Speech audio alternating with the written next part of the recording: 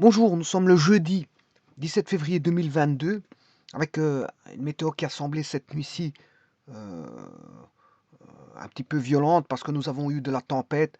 De la tempête, bon, encore une fois, ça, et comme toute tempête et des vents très forts, ça crée des dégâts.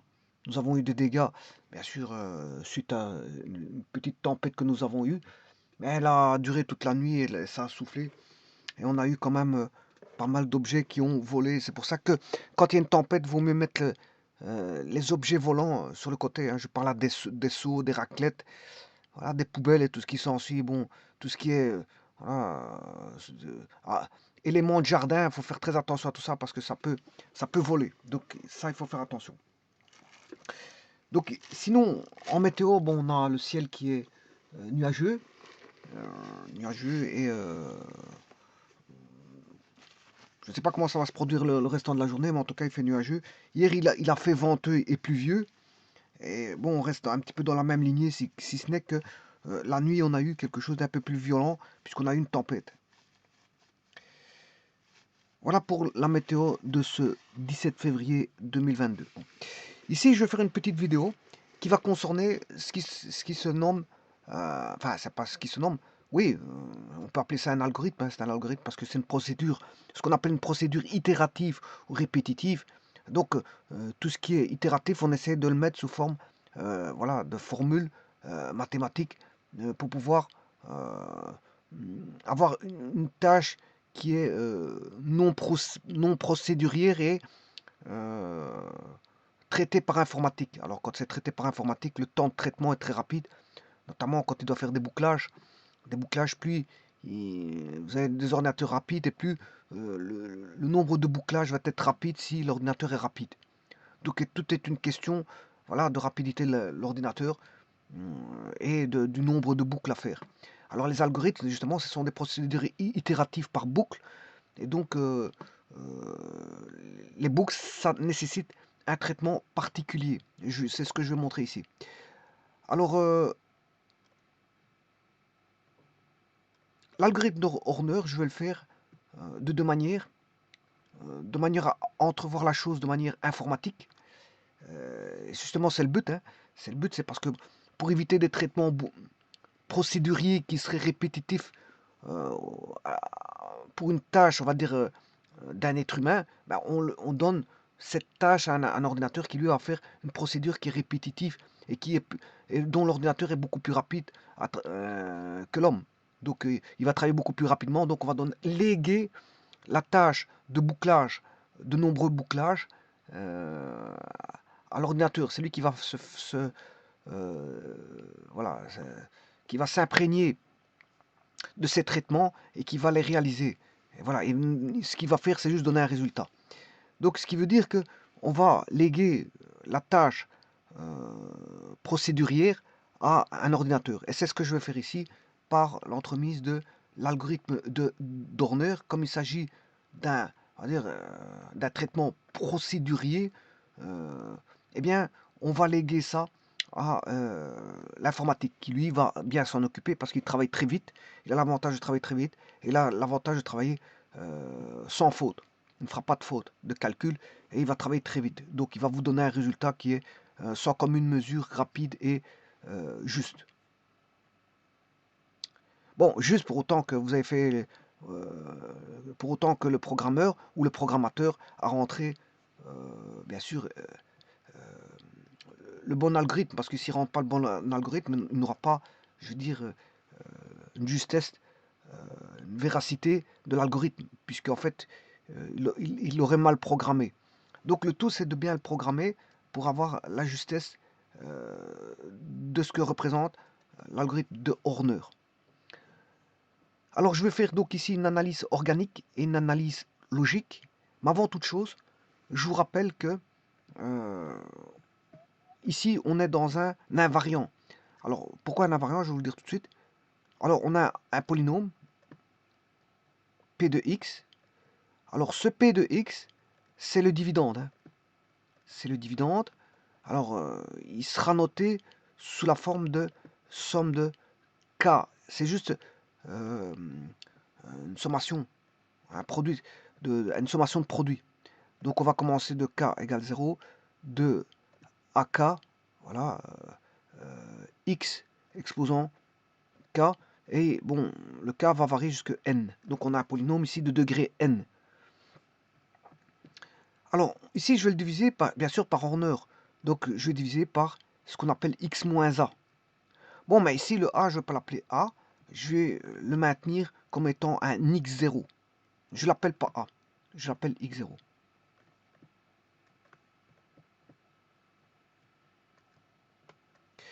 Voilà, x0.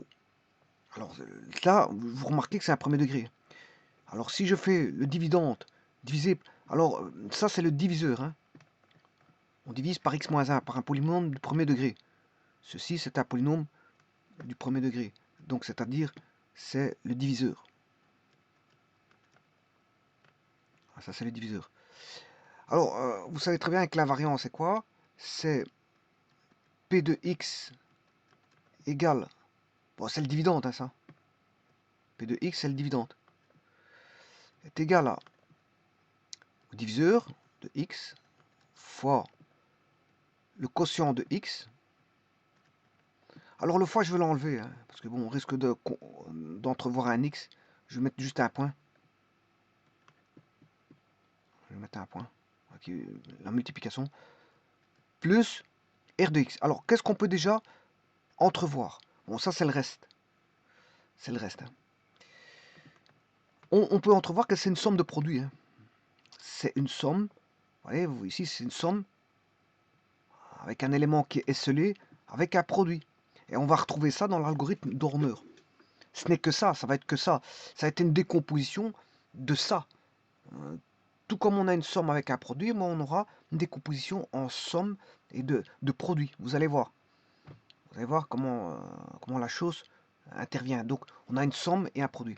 Bon, mais on ira même beaucoup plus loin parce que cette somme et produit sera une somme du premier degré.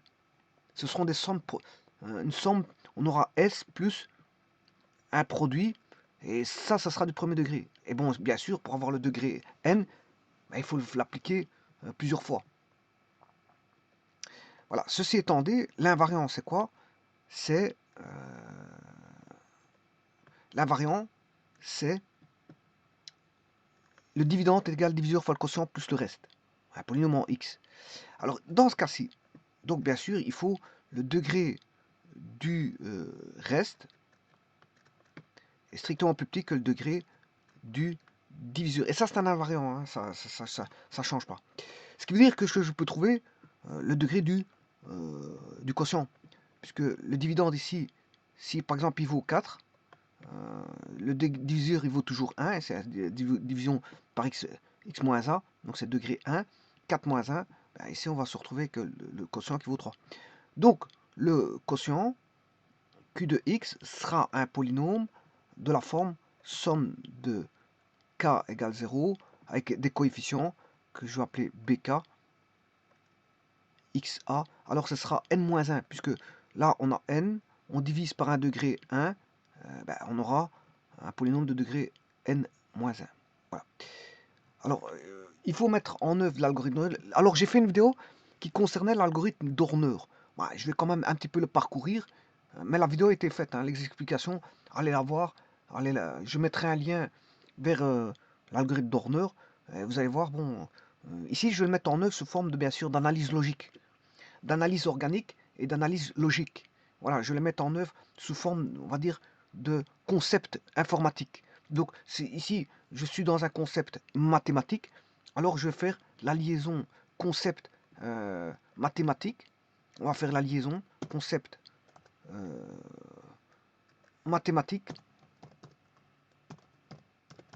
à un concept informatique. Alors, il y a quelque chose qui unit les deux. C'est quoi? Ben, c'est que c'est tous les deux des langages. Hein. Les mathématiques sont un langage. C'est une codification. Hein. C'est une codification mathématique. Donc, les mathématiques sont un langage. Donc, on va passer d'une codification mathématique à une codification informatique. C'est-à-dire qu'on va traiter l'information de manière automatique par l'entremise, bien sûr, on va dire de support informatique. Alors les supports informatiques sont nombreux.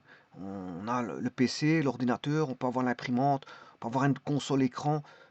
Dans les usines, ils ont des consoles écran tout simplement, hein. Ils regardent par rapport à un grand écran.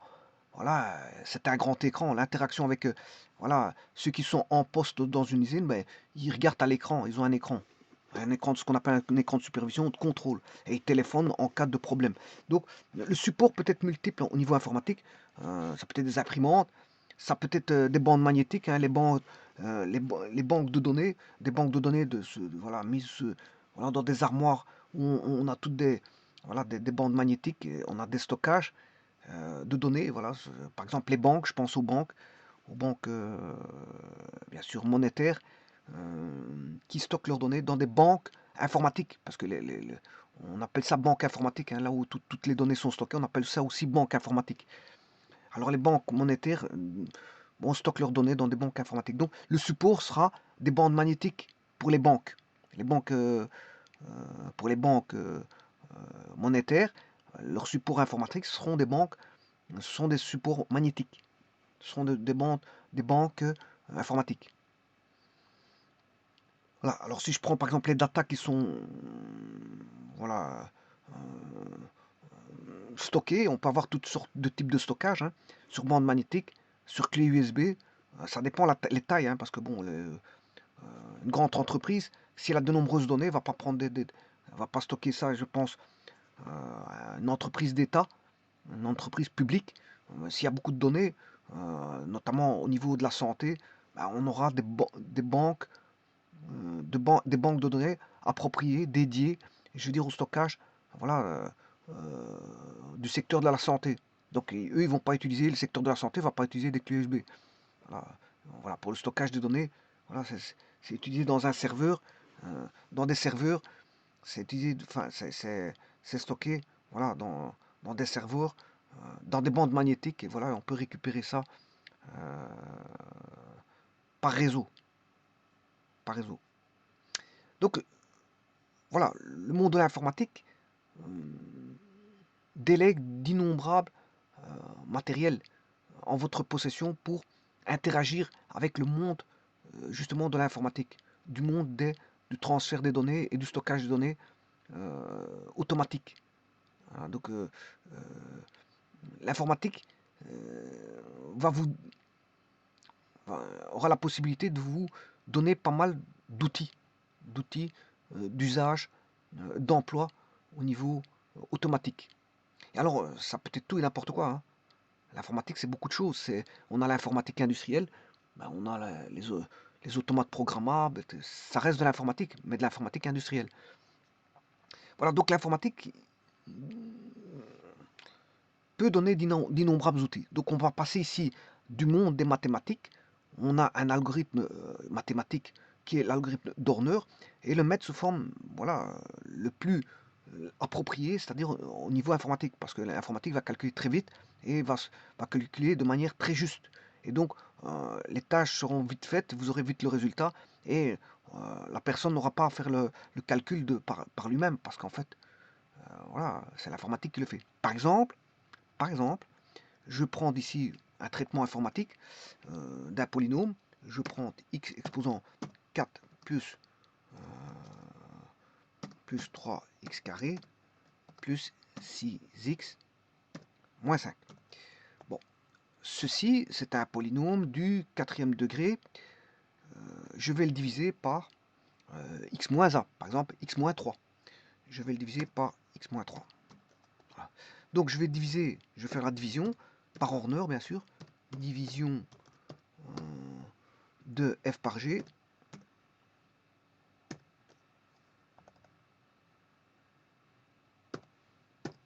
Voilà.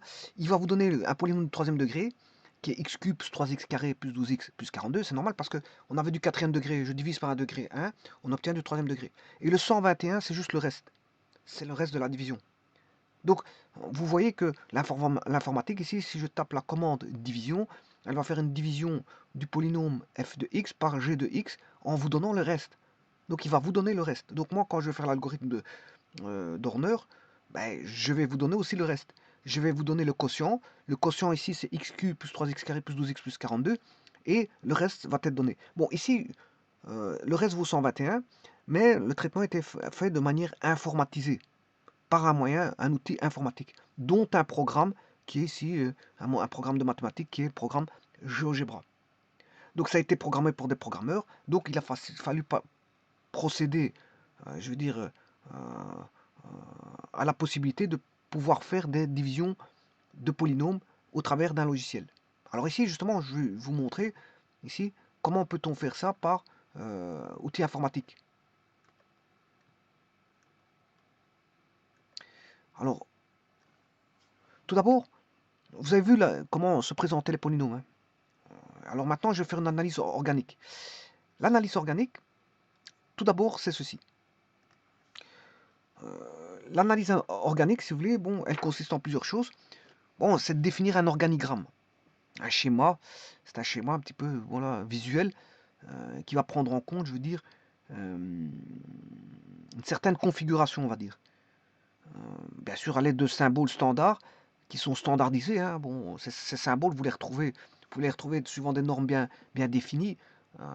Donc, vous pouvez aller retrouver ça. Bon, maintenant, parfois, d'une année à l'autre, enfin, si vous regardez les normes d'il y a 10, 20 ans, 30 ans, bon, il y a des normes qui n'ont pas changé, mais d'autres ont peut-être changé. Voilà, donc, certains qui ont fait des études il y a 30 ans d'ici, ben, si je vous montre ça, les normes ont peut-être changé par rapport à il y a 20 ans. Les normes ont peut-être changé par rapport à 10 ans et les normes ont peut-être changé par rapport à aujourd'hui. Bon, les normes changent, hein, bon, parfois ils changent des petites choses, mais pas tout. Ils ne changent pas tout. Dans une normalisation, ils ne changent pas tout. Ils changent quelques petits trucs, des petits détails. C'est comme toujours, hein, ils changent des petites choses, mais ils ne changent pas voilà, toute une structure, je veux dire, qui a été faite il y a 30 ans, 40 ans ou 50 ans, voire 60. Mais ils ne changent pas, ça reste, on va dire, d'actualité. Ils font avec et ils font des petites modifications, on va dire, des mises à jour. Bon, mais généralement, le symbole ici, les symboles standards, euh, ce sont des... Dans l'analyse, ici je fais l'analyse organique. Hein. Je vais faire l'analyse organique.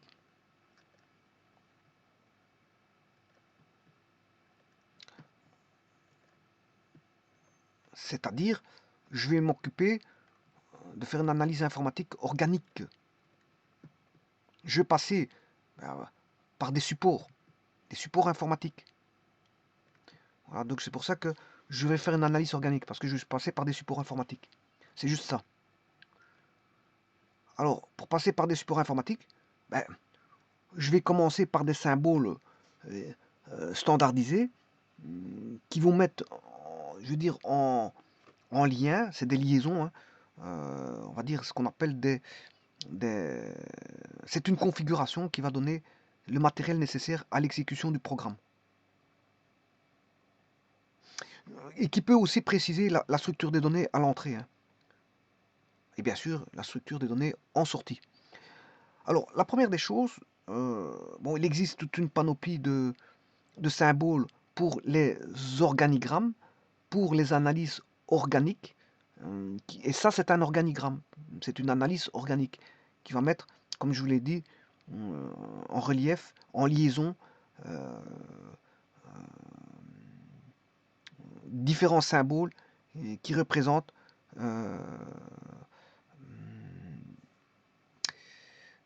du matériel nécessaire pour l'exécution du programme. Alors ici, bon, vous aurez tout de suite compris qu'il y a toujours un début, ce qu'on appelle le start. On a le start, on commence le programme. Alors, c'est une hiérarchie ici, ce qu'on appelle top-down design. Top-down design. C'est une hiérarchie, enfin, je dirais plutôt une configuration, c'est pas une hiérarchie. C'est une configuration top-down design. C'est-à-dire que ici, on va descendre. Je vais aller du sommet vers le bas. Bon, maintenant, quand je sais plus aller en bas, je vais à la droite. Vous aurez compris que, bon, à un moment donné, il faudra tourner. Mais je mets des flèches pour dire que le chemin, pour décrire le chemin. Les flèches sont en rouge. Voilà, la flèche, si vous voulez, ici j'ai mis une flèche rouge. Voilà. Tout ce qui est représenté avec ce rouge-là, en triangulaire, c'est des flèches. Donc, ici, on descend. Donc, on débute euh, je vais faire l'analyse organique, donc l'organigramme. Donc je débute, c'est ce qu'on appelle un start en anglais. Quand vous démarrez, c'est un start. Ensuite, la première chose à faire, c'est d'aller rechercher les bibliothèques nécessaires, de charger les bibliothèques nécessaires au traitement. Alors s'il y a des bibliothèques, voilà, d'entrée-sortie, vous devez les incorporer. Si vous avez des bibliothèques de mathématiques, vous devez les incorporer. Bon, et les bibliothèques, c'est pas ça qui manque, hein. Bon, généralement, quand on vous vend un programme, enfin un logiciel de, voilà, de, de codage informatique, ben, il vous donne toute une panoplie de bibliothèques que vous n'utilisez pas tout le temps. Vous utilisez celles qui sont uniquement utiles. Donc vous irez charger les bibliothèques dont vous désirez. Celles que vous n'avez pas besoin, vous les laissez à leur place. Il n'y a pas de chargement à faire. Seules seront chargées que les bibliothèques nécessaires à l'exécution du programme. Alors, si maintenant le programme ne fonctionne pas parce que vous n'avez pas chargé de bibliothèque, eh bien, il faut vous poser la question pourquoi ça ne fonctionne pas. Peut-être que vous n'avez pas cherché certaines bibliothèques. Alors, maintenant, les bibliothèques à charger dépendent du programme que vous allez coder. Alors, si vous codez par exemple un programme voilà, qui fait appel à je veux dire, des mathématiques, c'est normal que vous ayez cherché des librairies correspondantes aux mathématiques. Voilà, donc il y a toutes sortes de librairies. Vous pouvez regarder ce qui vous vendent comme librairie, enfin, ce qui est, quelles sont les librairies que vous avez. Par exemple, si je prends le C, voilà, voilà le C, il existe par exemple la librairie mathématique MATLAB, Mat, euh, mathématiques, une librairie mathématique qui sont définies par des fichiers cachés qu'on appelle des header files. Donc il faut mettre .h pour header file. C'est une extension de fichier caché .h. Donc vous incorporez ça, je veux dire, au tout début. Alors bien sûr il y a scanf, etc. Donc il y a une scanf, tout ce qui est entrée-sortie, gestion d'entrée-sortie au niveau des consoles. Bien, là, à ce moment-là, on doit incorporer aussi une bibliothèque. Voilà, c'est pour ça que je vous dis ça. Maintenant, si vous faites des programmes un peu spécifiques, il y aura d'autres bibliothèques à incorporer. Donc, il faut introduire les bonnes bibliothèques pour pouvoir avoir le maximum d'outils à utiliser pour pouvoir faire fonctionner votre programme le mieux possible. Alors, une fois que vous avez cherché vos bibliothèques, là, vous devez introduire des données. Bien sûr, parce qu'un programme se fait par l'introduction de données, hein. Si vous n'introduisez pas de données, le programme ne fonctionnera pas. Donc, ouais, un programme est toujours basé sur des données. C'est le b.a.-ba de l'informatique, hein. Vous avez des données, vous traitez les données. Ouais, si vous n'avez pas de données, vous ne traitez pas, vous traitez rien du tout, hein. On ne sait pas rien traiter sur rien du tout. Donc, il y a toujours des introductions de données, ce qu'on appelle on appelle ça input data, l'entrée des données, introduction des données, input data. Donc, vous aurez des données à rentrer. Alors ces données sont quelconques, ça peut être des données au travers, bien sûr, ces données vont passer par la mémoire. Et ces mémoires, bien sûr, peuvent être des mémoires de type voilà, contigu ou non contigu, peu importe, ça on s'en fout. Mais disons que on peut avoir en informatique, on peut avoir des tableaux, des vecteurs, on peut avoir des données, je veux dire, numériques, alphanumériques, des images. Les images sont des données, des pixels sont aussi des données. Voilà, voilà, donc on peut traiter ce qu'on veut. Les données, ça peut être tout et n'importe quoi, c'est tout ce qu'on va traiter. Tout ce qu'on va traiter sont considérés comme données. Ensuite, il y a l'étape suivante, c'est on va faire l'exécution. L'exécution, bon, l'exécution ici peut demander des sous-routines, hein. Ça peut demander ici, j'ai pas fait des sous-routines. Bon, je peux mettre voilà, appel à des sous-programmes, mais ici j'ai pas fait tout ça, j'ai pas été aussi loin que ça. Voilà, parce que je peux mettre aussi faire des appels à des sous-programmes, faire appel à des algorithmes. euh, je peux faire des appels, voilà. Les traitements, les exécutions, c'est pas qu'une exécution simple. On peut avoir des exécutions complexes avec, je veux dire, des appels à de nombreux sous-programmes. Et chaque sous-programme, euh, voilà, aura sa fonction, son rôle à jouer. On pourra appeler des procédures, faire appel à des procédures, appel à des sous-programmes, hein, des procédures ou des fonctions, voilà, toutes faites qui vont donner un résultat ou autre. Voilà. Donc, on peut faire appel à beaucoup de choses. Alors on peut aussi, traitement, c'est aussi ouverture de fichiers, fermeture de fichiers, transfert de données d'un fichier à un autre, suppression d'éléments d'un fichier, etc. Bon, traitement, ça, c'est tout et n'importe quoi. Ça peut être voilà, l'exécution d'un algorithme ou faire appel à plusieurs algorithmes ou faire des transferts de données, tout simplement. Bon, une fois que ça c'est fait, quand vous avez fait le traitement, bon, le traitement est fait. Là, à ce moment-là, un stockage s'impose, c'est un transfert des données sur une mémoire disque, une bande magnétique ou autre. Vous stockez où vous voulez. Quand vous avez fait un travail, bon, le travail, le minimum, c'est de le stocker. Parce qu'on aimerait bien de montrer les résultats, je veux dire, à son patron, je veux dire, ou aller rechercher dans 2-3 jours les résultats, ou dans un mois, ou dans un an, peu importe. À n'importe quel moment, on aimerait bien aller rechercher ces données. Voilà, c'est comme des photos que vous gardez chez vous. Si vous gardez des photos, eh bien, vos photos, vous les mettez vous les rangez dans une armoire ou je sais pas quoi. Voilà, et donc vous les gardez. Et donc ça, c'est un petit peu les données, c'est un petit peu comme ça. Vous les stockez quelque part. Alors maintenant, il y a la possibilité de mettre ça sur des clés USB, pour autant que la capacité de vos clés USB est suffisante. Sinon, il faudra aller chercher de plus gros supports de stockage. Voilà. Donc il y a ce qu'on appelle store data. Et une fois qu'on a fait store data, franchement, qu'est-ce que vous en faites? Vous les avez stockés, ils sont dans votre ordinateur. Mais si vous voulez les consulter, vous pouvez quand vous voulez. Alors consulter à l'écran, c'est ce qu'on appelle un affichage. euh, enfin, je m'excuse, ici c'est consulter à l'écran, c'est un affichage au niveau euh, console écran. Display on screen. Donc j'affiche à l'écran. Screen. Display on screen. Ouais, ça c'est si j'affiche à l'écran. Parce que si vous voulez mettre les résultats sur imprimante et envoyer ça euh, par papier à quelqu'un, ou etc., etc., vous allez utiliser un affichage par console qui est l'imprimante ici. C'est print into printer. Printer. C'est affiché sur une imprimante.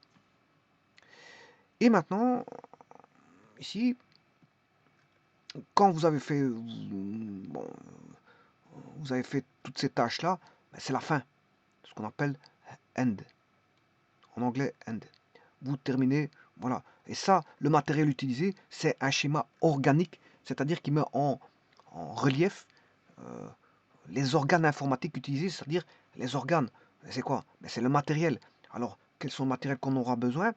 Vous le voyez tout de suite. Vous aurez besoin euh, de, de, de bandes magnétiques. Vous aurez besoin, bien sûr, indirectement, enfin, on aura besoin de l'écran, de l'imprimante, euh, voilà, de mémoire, d'écran et d'imprimante.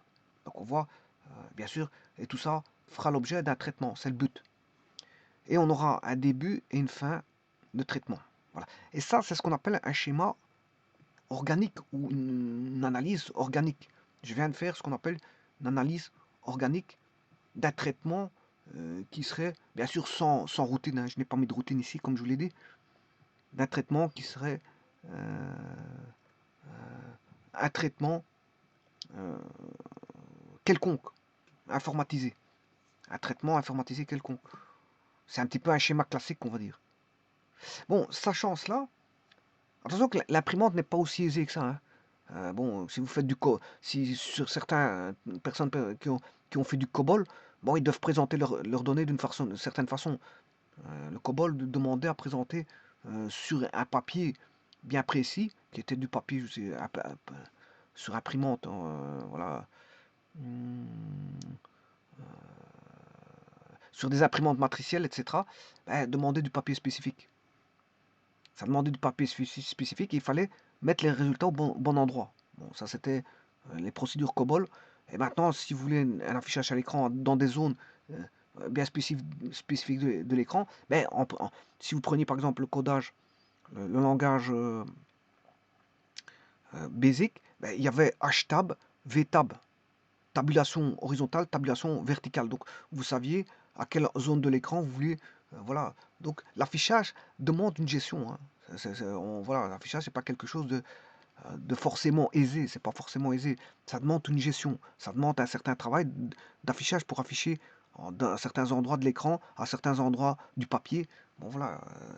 Pour sortir les données, voilà, si vous avez un vecteur, Ben, ne fût-ce qu'en C, si vous êtes en C, pour avoir les éléments d'un vecteur, ben, il faut faire un bouclage, hein, c'est un bouclage. Vous mettez un indice, voilà, et vous voulez chercher chaque élément du vecteur, qui est une zone mémoire, bien sûr. Le vecteur est une zone mémoire. Euh, enfin, le vecteur est un ensemble de zones mémoire. Voilà, c'est ça un vecteur. Un vecteur, c'est un ensemble de zones mémoire. Voilà. Peu importe si elles sont contiguës ou non contiguës, on s'en fout. Mais pour chacune des zones mémoire, il faut extirper la donnée. Or, vous allez mettre un index, et cet index euh, vous, va indiquer. euh, Vous allez mettre manipuler un indice qui va refléter l'indexation, si vous voulez, de la zone mémoire. Voilà. Donc c'est pour ça que même une sortie à l'écran des éléments d'un vecteur va nécessiter, je veux dire, voilà, un traitement de bouclage. Donc ça ne se fait pas comme ça, on n'affiche pas comme ça. Il faut aller chercher les éléments chaque élément du vecteur au travers d'un indice, les indexer un par un et les ressortir un par un et puis les afficher un par un. C'est comme ça qu'on fait. Bon, c'est pour vous dire que la gestion de l'affichage n'est pas quelque chose qui se un claquement de doigts, hein. On ne fait pas un claquement de doigts, on a un affichage, hein. L'affichage, ça peut nécessiter une gestion et donc un traitement. Et parfois, il y en a qui bloquent au niveau de l'affichage parce que ça ne s'affiche pas, je veux dire, au niveau de l'écran comme ils veulent pas. Pourquoi? Parce que justement, euh, c'est pas, tout n'est pas stylisé au niveau voilà, de l'affichage. C'est pas un claquement de doigts qu'on fait. Si vous avez fait l'algorithme, bah, il faut encore faut-il afficher. Et comment va-t-on afficher? Donc ça demande une procédure qui va demander un bouclage et d'afficher dans des zones bien spécifiques de l'écran. Bon, ceci étant dit, ça c'est un schéma organique. Maintenant, je vais revenir bien sûr à l'algorithme et voir cette fois-ci l'analyse logique. Donc je vais faire l'analyse logique. Donc je suis toujours dans le monde de l'informatique. Mais cette fois-ci, je vais bien sûr traduire du niveau mathématique au niveau informatique. Alors maintenant, ce n'est plus une analyse organique, c'est une analyse logique, comme son nom l'indique. Et l'analyse logique, c'est tout autre chose, avec aussi une normalisation des standards, des symbolismes standardisés. Alors, en quoi consiste donc l'analyse logique ou de construction? Eh bien, elle consiste à représenter sous forme d'ordinogramme, de structurogramme, d'arbres programmatiques ou de pseudocode, le déroulement logique d'un programme. Voilà. Donc ici, moi, je vais faire ce qu'on appelle un logigramme. Un logigramme. Alors, bien sûr, ça va être dans l'ordre, hein. C'est un logigramme qui va aussi, bien sûr, c'est un logigramme basé sur de la logique. Alors, le pseudocode, c'est encore appelé ce qu'on appelle le langage algorithmique de programmation, c'est-à-dire le LAP. Le pseudocode, c'est le LAP, langage algorithmique de programmation. LAP. Donc, c'est un langage ordinaire, hein, agrémenté de notations particulières indiquant les différentes actions qui doivent être entreprises par la machine.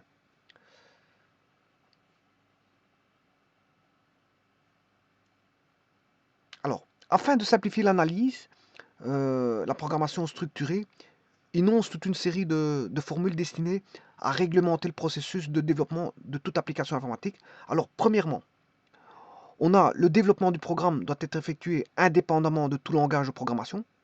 Donc, ici, euh, quel que soit le langage de programmation, le développement du programme devra refléter la logique, la logique,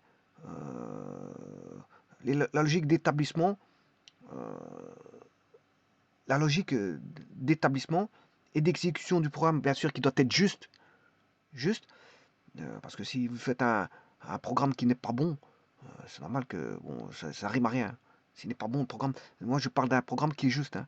Le développement d'un programme qui est juste, euh, sans tenir compte d'un quelconque euh, langage de programmation. Donc, est-ce que vous êtes en C? Est-ce que vous êtes en Java? Est-ce que vous êtes en Visual Basic? Est-ce que vous êtes en Fortran? Fortran, ça veut dire Formula Translation. Voilà, translator, translation, quelque chose comme ça. Voilà. Bon, Fortran, si vous êtes en Fortran, vous êtes en Pascal, ou en Turbo Pascal, peu importe le logiciel que vous avez en face de vous, ça, on s'en fout de tout ça. On va faire un programme ici qui est indépendant, si vous voulez, de tout langage de programmation existant. Alors, des langages de programmation existants, il existe des milliers. Bon, et ben, les plus connus, vous les connaissez, c'est le c'est le C, le Basic, le C, le Pascal, voilà, le Fortran, voilà. Et alors, il y a des langages dédiés, par exemple, à la gestion, je pense à COBOL. COBOL qui est plus... Alors, vous avez tous les programmes, voilà, hum, dédiés à Internet. Bon, je pense au JavaScript, voilà, à tout ce qui est script, tout ce qui est langage de script, etc. Bon, il existe de nombreux langages. Hein. Bon, c'est pas ça. Le but, c'est pas de faire, voilà, énoncer le nombre de langages, parce que je vous dis qu'il y en a 3000, avec les plus principaux, ceux dédiés à la gestion, ceux dédiés, je veux dire, à la science, ceux dédiés à Internet. Bon, et voilà, on pourrait encore énoncer d'autres domaines d'application où des programmes seront plus, je veux dire, utilisés pour un domaine d'application donné. Alors, un, le programme, je vous ai dit, il est indépendant de tout langage de programmation. Deux, le programme doit être construit par niveau. L'analyse est effectuée par niveau de décomposition successif. Chaque étape détaillant un peu plus l'analyse réalisée à un niveau précédent. Et comme je vous ai dit tout à l'heure, la programmation structurée est généralement appelée programmation descendante, c'est-à-dire top-down design. C'est ce que j'ai fait tout à l'heure avec l'analyse organique. L'analyse organique était top-down design, mais l'analyse logique est aussi top-down design. Donc je vais descendre.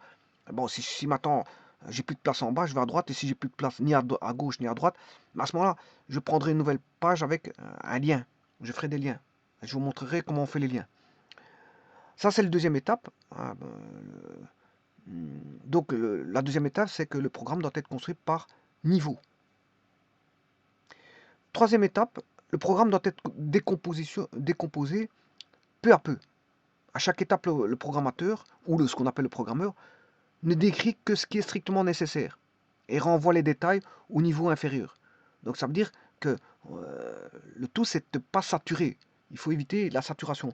Donc chaque étape va venir expliquer, donner des explications pour finaliser quelque chose de compréhensible, un programme compréhensible, un programme qui peut être compréhensible par n'importe quel kidam. Il suffit euh, qu'ils suivent les étapes, il suffit qu'ils suivent les niveaux, il suffit qu'ils suivent le cheminement et tout le monde pourra comprendre, je veux dire, ce cheminement pour autant que, bien sûr, il est bien fait. Parce que bon, le tout, c'est pas de mettre des choses incompréhensibles pour que personne ne comprenne. Hein. Voilà, quand un analyse programmeur demande à son programmeur, voilà, un, euh, euh, voilà, logigramme, le logigramme doit être compréhensible par tout le monde. C'est pas que le programmeur comprend et l'analyse programmeur ne comprenne pas son, son logigramme. C'est qu'en fait, il n'a pas suffisamment détaillé son logigramme, ou soit il est brouillon dans son logigramme. Donc le logigramme doit être spécifié le mieux possible pour être compréhensible par n'importe quel kidam. Donc il ne s'agit pas de mettre du codage propre à soi que les autres ne comprennent pas. Bon, ça rime à rien, ça. Ça rime qu'à ce qu'une personne fasse son programme et qu'il n'y a que lui qui le comprenne et que les autres ne le comprennent pas. Bon, donc, bon, ça, tout le monde peut faire ça. Hein, il peut faire. Hein, c'est un petit peu des cachotteries aussi. Hein.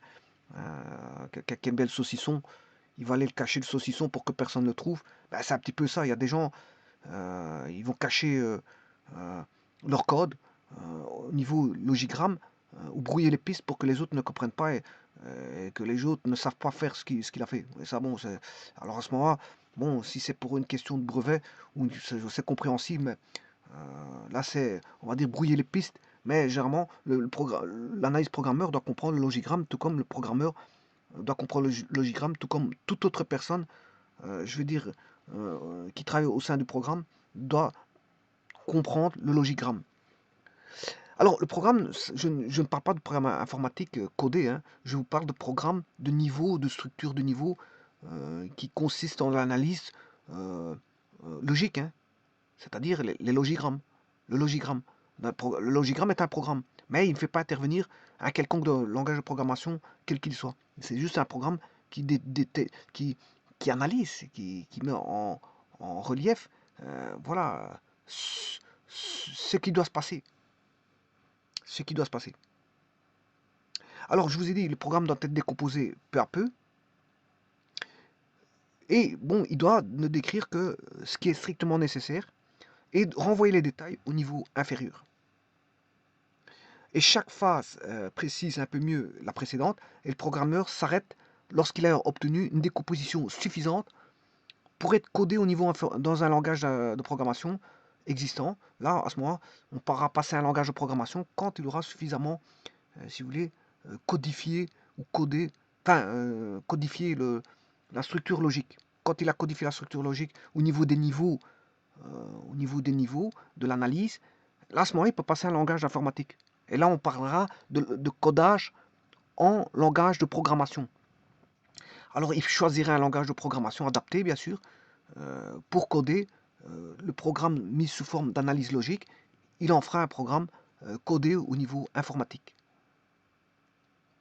Alors, bien sûr, que ce soit le programme au niveau analyse logique ou le programme codifié, codé en langage informatique, les deux, hein, que ce soit les symboles, voilà, les symboles ou codage informatique, les symboles qui donnent la structure logigramme, qui est hein, le programme en logigramme, en analyse logique, ou le programme codé au niveau informatique, bien, les deux ils doivent être bien sûr vérifiés à chaque niveau. Bon, il peut y avoir des erreurs, mais on peut intervenir, je veux dire, au fur et à mesure pour trouver les erreurs et finaliser. Un programme est finalisé quand il n'y a plus d'erreurs. Bon, parce qu'on peut coder, on peut faire des programmes, faire des erreurs, puis on les code au niveau langage informatique, et on se rend compte que le logigramme n'est pas bon. Donc le programme au niveau logigramme n'est pas bon. Donc il faut modifier ce qui a modifié. Donc là, on travaille en parallèle comment est-ce qu'on appelle ça, le programme codé au niveau informatique et le programme mis sous forme de niveau dans la structure logigramme. Donc on travaille les deux. Voilà, il faut deux outils. C'est deux outils. On ne code pas directement, sauf c'est bon, ceux qui sont capables de coder directement, ils le font, mais il n'y a personne qui savent ce qui se passe dans leur codage. Même en allant le voir, le codage ne comprendra rien. Parce que le codage, c'est peut-être 1000 lignes, c'est peut-être 2000 lignes de codage informatique, c'est peut-être 3000 lignes. Donc, autant, je veux dire, décortiquer comme un inspecteur chaque ligne, chaque jour, pour finaliser, je veux dire, les 3000 lignes au bout de 3000 jours. Ça n'a aucun sens.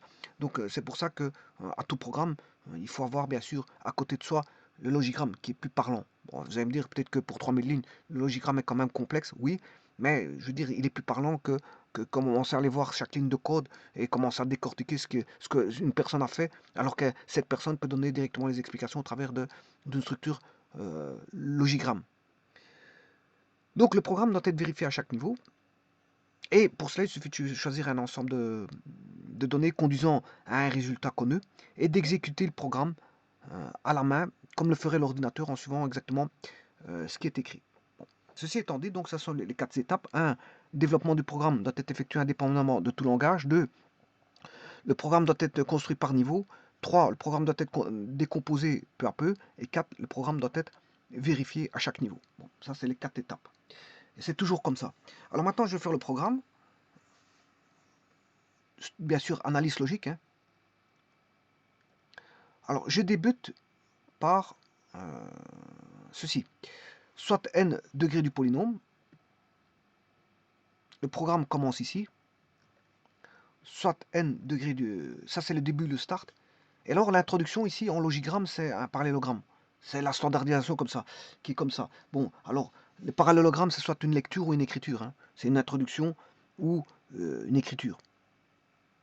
Voilà. Alors, il y a toute une panoplie voilà, d'ordinogrammes qui existent. Hein. Et ça fait partie de l'ordinogramme. Alors, il existe des structurogrammes. Bon, ici, c'est pas le but de voir ça. Ou le pseudocode. Bon, je vais vous donner par exemple un exemple. Un exemple. Différence entre ordinogramme, structurogramme. Là, si je parle d'ordinogramme, voilà, c'est pas la même chose qu'un structurogramme. Structurogramme, c'est pas la même chose que le pseudocode, ou ce qu'on appelle LAP, langage algorithmique de programmation. Donc ici, je peux appeler ça pseudocode, c'est bon. Voilà. Alors tout ça, bien sûr, vous aurez compris que c'est de l'analyse logique ou de construction, consistant à représenter sous forme d'ordinogramme, de structurogramme et d'arbres programmatiques ou de pseudocode. Voilà. Alors, l'ordinogramme, par exemple, je prends un symbole normalisé d'ordinogramme. Allez, on va mettre, par exemple, le test. Le test, vous savez que dans l'ordinogramme, c'est comme ça. Alors, il y a des branchements, vrai, faux, oui ou non, vrai, faux. Bon, c'est le test, c'est une réponse qui est, on va dire, binaire. Binaire. Si on n'a pas l'un, on a l'autre. Oui, non, vrai, faux, etc. True, false, etc. Donc, il y a deux embranchements. Bon, ça, c'est la structure d'un test logique. Vrai. Si c'est pas vrai, ben c'est que c'est faux, c'est de l'autre côté. Il y a deux branchements possibles. Bon, il peut y avoir des tests à plusieurs embranchements. Ben ici, c'est ce qu'on appelle des conditions multiples. Mais bon, ici, je ne vois pas ça. Ici, je vous explique avec un structurogramme. Enfin, l'ordinogramme, je m'excuse. Maintenant, le symbole pour le structurogramme, ça va être un espèce de tableau. Voilà, comme ceci. Toujours pour la condition test. Comme voici. Et là, c'est un symbole normalisé, hein, je n'invente rien. Hein. Je ne peux pas inventer. Ici, c'est de la normalisation. Je fais suivant les termes de l'existence des symbolismes standardisés. Voilà. Alors, on peut avoir par exemple true. True, c'est vrai. Ou, si c'est pas vrai, c'est faux. False. Bon, je le mets en anglais. Et ben voilà. Là, j'ai fait la condition. C'est une condition simple. Parce qu'il existe des conditions multiples. Et là, c'est sous forme de structurogramme. C'est une condition.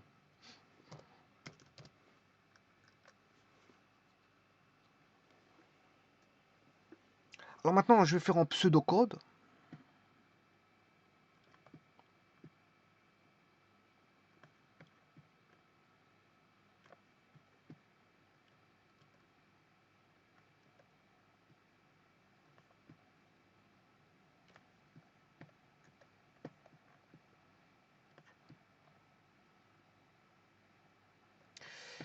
Alors, en pseudocode, ben, vous savez très bien que c'est 6 conditions. Si je n'utilise pas de langage de programmation, hein, c'est pas le but ici, c'est justement, je vous ai expliqué que ça doit être indépendant de tout langage de programmation. Bien qu'ici, ça pourrait ressembler déjà de la programmation, mais ça n'en est pas parce que j'ai mis juste si. Alors, si conditions vraies, si la condition est réalisée, si condition égale true, si conditions, ici, elle est à true. S'il est à vraie condition, alors on fait un traitement. Le traitement, c'est ce qui va suivre. Hein. Par exemple, si je prends ici, je prends celui-ci. Voilà. Bon, on peut faire un traitement ici. Bon, le traitement standardisé, c'est une case rectangulaire. Alors là, je peux avoir une case rectangulaire. Bien sûr, je vous ai dit qu'il y a un cheminement dans tout ça. Donc là, je dois mettre bien sûr une flèche qui va aller par là. Là, on descend. Et là, on va à droite. Là, on aura un traitement 1. Et là, un traitement 2. Alors, si c'est vrai, si condition, alors, ben, je fais le traitement 1. Voilà. Si condition true, traitement 1. Si condition false, traitement 2. Voilà. Si condition 1, si condition vérifiée true, alors T1. Sinon, si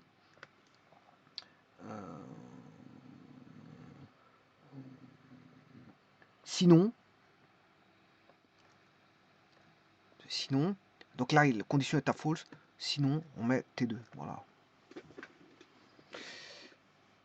Voilà, et là, je l'ai fait en structurogramme, en pseudocode, voilà, chacun a sa normalisation. Le pseudocode qu'on appelle langage LRP, le LRP, langage algorithmique de programmation, je peux mettre voilà, des si, sinon, voilà, comme ça, comme si on a fait. Mais c'est pas un langage, hein, c'est pas un langage de programmation, c'est un pseudocode. C'est pas, vous ne trouverez pas des si comme ça en C. Le C a sa propre structure de programmation, c'est if. If, voilà, vous allez voir comment il faut mettre des parenthèses, il faut respecter certaines choses. Voilà, if condition, then, etc. Mais c'est pas si condition, ça c'est du pseudocode. Voilà. Alors le structurogramme, c'est un symbole comme ceci. Voilà. Et l'ordinogramme, c'est un symbole comme ça, comme celui-là. C'est le test, ce qu'on appelle le test. Voilà. Et là, comme ça, je vous ai montré au niveau de l'action. Alors l'action, c'est quoi ici? C'est le test logique. Test simple, l'action.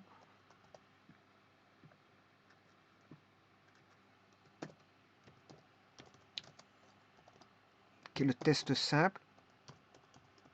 Voilà, peut se mettre en ordinogramme sous différentes formes. Bon, sachant cela, parce qu'il y a le test simple et le test multiple. Bon, bah ici, bon, je vous ai montré le test simple. Et alors, il existe toute une panoplie donc de standards existants pour les ordinogrammes, structurogrammes et pseudocode. Moi, je vais le voir, bien sûr, sous forme de ordinogramme. Alors ici, bon, je vous ai dit que la première chose à faire, ça c'est le schéma, l'analyse organique. Voilà, c'est d'introduire. Là, en ordinogramme, l'introduction, c'est un parallélogramme, tout comme la lecture et l'écriture. Donc, et là, le 1, c'est un embranchement. Voilà, comme voilà, le 1 ici. Donc, qu'est-ce qui se passe? Je débute le programme. Start. Start. J'introduis. Voilà, et je passe après en l'étape 1. Bon, je ne l'ai pas mis ici, mais je devrais mettre une. Voilà, c'est un lien. C'est un lien avec. Je devrais aller lire un autre 1 qui se trouve ailleurs. Alors, l'étape 1, l'introduction, c'est soit n degrés du polynôme. C'est la structure du polynôme, bien sûr, je vous ai montré que P de x est égal, D de x égale somme de AK x4 pour K égale 0 jusqu'à n. Alors, le diviseur, c'est x moins x0. Ouais, attention qu'ici, pas faire de mélange parce que le diviseur, c'est, je vais diviser par x moins xa.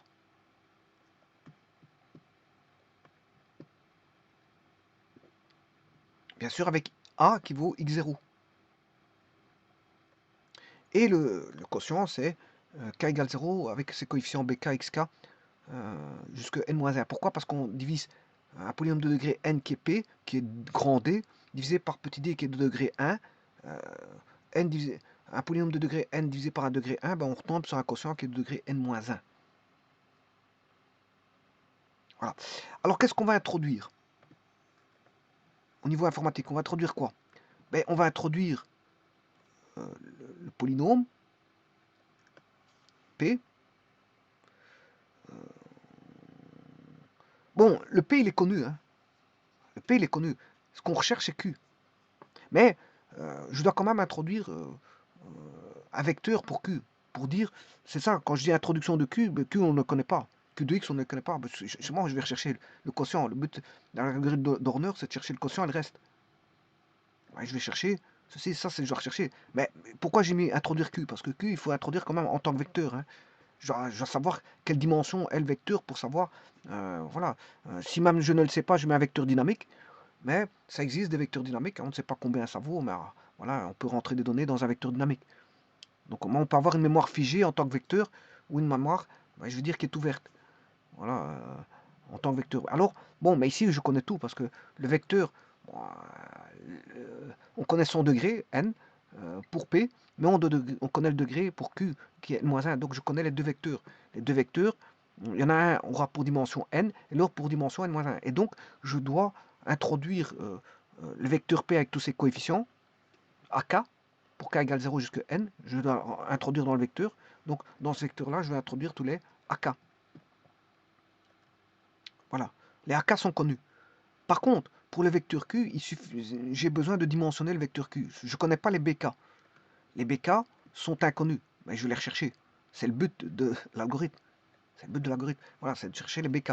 Donc, mais je dois quand même fixer une zone mémoire dans laquelle je vais mettre tous ces BK. Donc c'est pour ça que je dis quand je dis introduire Q, mais c'est pas introduire les valeurs de Q, de coefficient de BK, parce que je ne les connais pas. C'est pas d'introduire, c'est juste de dimensionner une zone mémoire dans laquelle on va pouvoir installer dans cette zone mémoire donc les différents coefficients BK. Donc on a un vecteur qui est de dimension n-1. Alors c'est un vecteur ligne, parce qu'il existe des vecteurs lignes et vecteurs colonnes au niveau informatique, mais de toute façon ça reste que des zones mémoire, hein, que ce soit ligne ou colonne, on s'en fout. Là, lui, voilà, c'est interprété comme ligne ou colonne, mais c'est des zones mémoire. Bon, alors ici, il faudra aussi introduire la création d'une indexation, parce que les vecteurs vont, pour aller écrire, faire des lectures ou des écritures de coefficients dans un vecteur, nécessitent d'avoir une indexation. Parce que voilà, l'élément 1, par exemple, je peux mettre ça comme ça.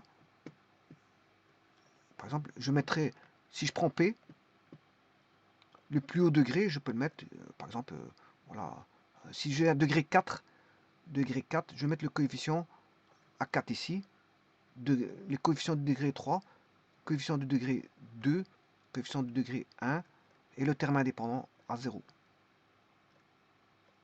Ce qui veut dire, bon, ici, bon, j'aurai combien d'éléments ben, c'est un vecteur, quand vous avez un degré 4, il y a 5 éléments. Donc, le vecteur P n'est pas... Oui, je vais prendre un exemple. Le vecteur ici, il est du 4e degré, n égale 4. Donc, n égale 4, on aura le degré 4, 3, 2, 1, 0. Ce qui veut dire que j'ai voilà, n plus 1. C'est n plus 1. J'ai n plus 1 éléments à rentrer. Donc, je devrais rentrer les coefficients du A4, ça fait un élément, du A3, vous voyez l'indexation, hein, A4, A3, A2, A1, A0.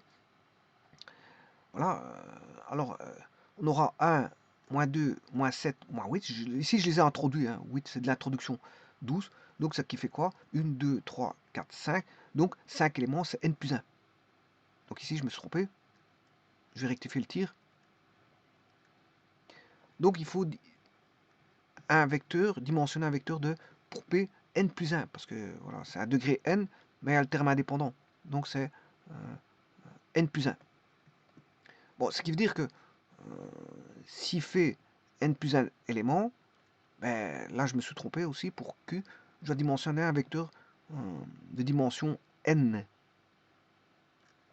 Voilà. Alors, ils vont contenir les AK, le vecteur P va contenir les AK, et le vecteur Q va contenir les BK. Mais on ne connaît pas les BK, je dois les calculer, c'est ça, l'astuce elle est là. L'astuce elle est là, c'est que je dois calculer les BK. Donc, qu'est-ce qui veut dire? Ça veut dire quoi? Ça veut dire que je dois introduire le polynôme P au travers de ses coefficients AK, voilà, le mettre dans un vecteur, voilà, et de créer un vecteur dans lequel je ne connais pas les BK. Je vais la dimensionner un vecteur Q. Quand je dis introduire Q, c'est introduire un vecteur, une zone, c'est, on va dire, créer une zone mémoire dans laquelle les BK vont se mettre quand je les aurai calculés. Voilà. Alors, est-ce que ça suffit? Non. Donc ici, je vous rappelle que j'aurai deux matrices, hein, deux vecteurs qui sont des matrices lignes. Si j'ai pris des matrices lignes, les matrices lignes sont appelées ici des vecteurs. Donc j'aurai deux vecteurs. Un vecteur qui contiendra les coefficients de P de X et un vecteur qui, après calcul, parce que j'ai pas encore calculé, contiendra les coefficients BK. Mais je le dimensionne dans un premier temps, je dimensionne sa zone de mémoire pour pouvoir placer les éléments. Voilà, ça c'est déjà une chose. Et alors, quelles sont les introductions en cours à introduire? Ben, vous aurez compris qu'il faut la création d'un index au travers d'un indice J pour accéder, si vous voulez, au coefficient du polynôme dans le vecteur. Alors, ici, il n'y a pas besoin de créer deux indices, hein. Un seul suffira. On pourrait dire, ouais, je vais créer J1 pour le vecteur P qui va aller de 0 à n plus 1. De 0 à... ici, je vais mettre de 1 à n plus, de 0 à n, 0, oui, à n, oui, il y a n plus 1 élément, c'est juste de 0 à n, il y a n plus 1 élément. Et l'autre, un J2 égale à 0, qui ira de 0 à n-1 pour Q. Alors, il ne faut pas faire ça comme ça. Le choix d'un indice commun, c'est bon. Hein. Un indice commun, c'est bon. Et justement, c'est ça qui va faire l'astuce de la programmation ici, c'est de manipuler un seul indice commun. Vous allez voir comment. C'est ça qui va faire l'algorithme. Donc, un seul indice commun, j'ai pas besoin de deux indices. Voilà. Alors, une fois que vous avez fait l'introduction, que tout ça s'est introduit, je passe à l'étape suivante, qui est le relié par le 1. Je dois relier le 1. Alors, le 1, il est ici. Donc, le 1, il est ici. Voilà le 1. Je descends, je fais ce qu'on appelle une affectation. Oui, l'algorithme, comment il sera? Avant de vous expliquer ceci, bien sûr, là, j'ai la phase d'introduction.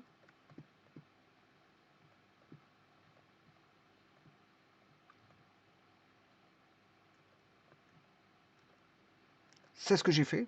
Et maintenant, je suis à l'étape 0, c'est-à-dire l'étape initiale, je vais faire une affectation, ce qu'on appelle un move en assembleur. Et je vais affecter, je vais faire un transfert de AN vers BN-1. Et ça, c'est l'entrée de l'algorithme. Je suis en entrée de l'algorithme. Alors, pourquoi faire ça? Eh bien, ça, il suffit d'aller voir l'algorithme.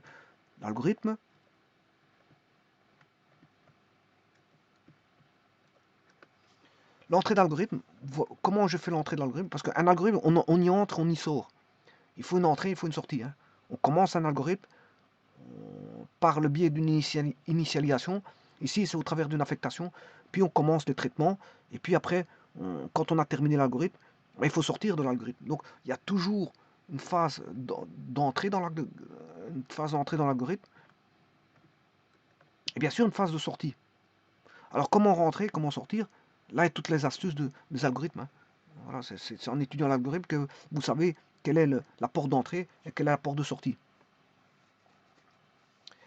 Alors ici, il faut que je revienne ici.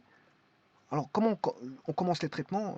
Le premier traitement, si vous avez suivi l'algorithme que j'ai établi donc, dans la vidéo précédente, que je mettrai un lien avec celle-ci, bien, le premier coefficient, qui est n égale, ici c'est un polynôme de degré 4, bien, ce polynôme de degré 4, ce premier coefficient c'est 1.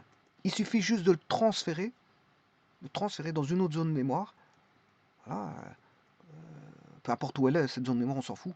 Elle n'est pas forcément contiguë, elle est peut-être loin. Voilà. Donc d'ailleurs ici les cellules c'est des zones de mémoire. Les cellules ici de OpenOffice Calc, tout comme les cellules de Excel sont des zones de mémoire. Hein.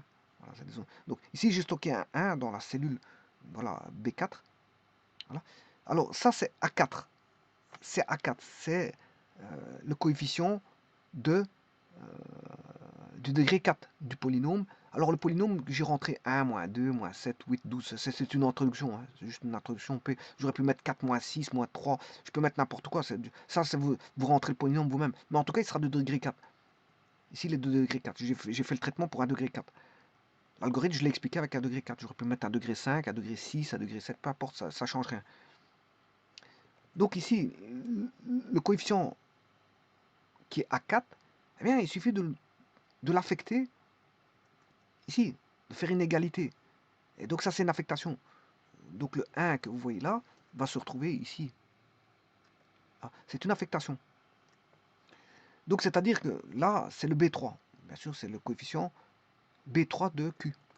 Donc je fais A4 égale B3. Donc c'est ce que je fais là. A4 égale B3.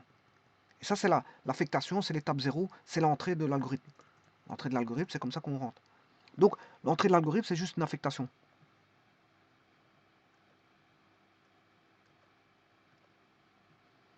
Donc l'affectation, la voici.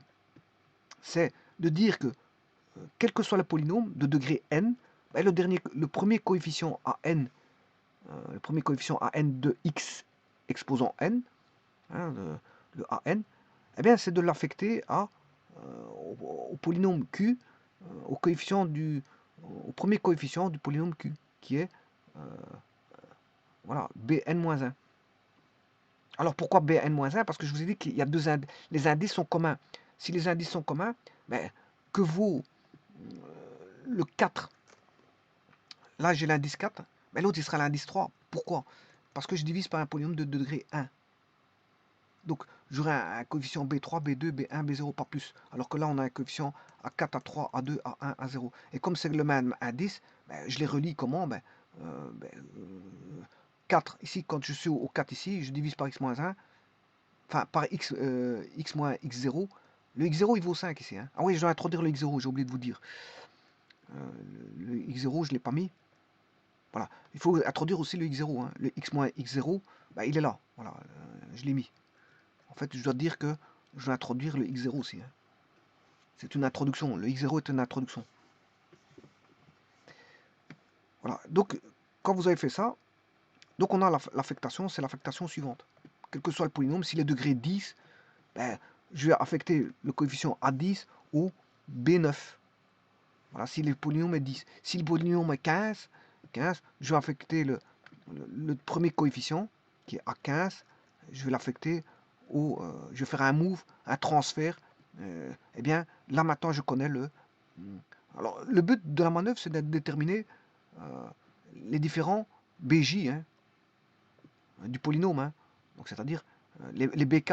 Si moi, je les ai appelés les BK, le polynôme Q de X est égal à...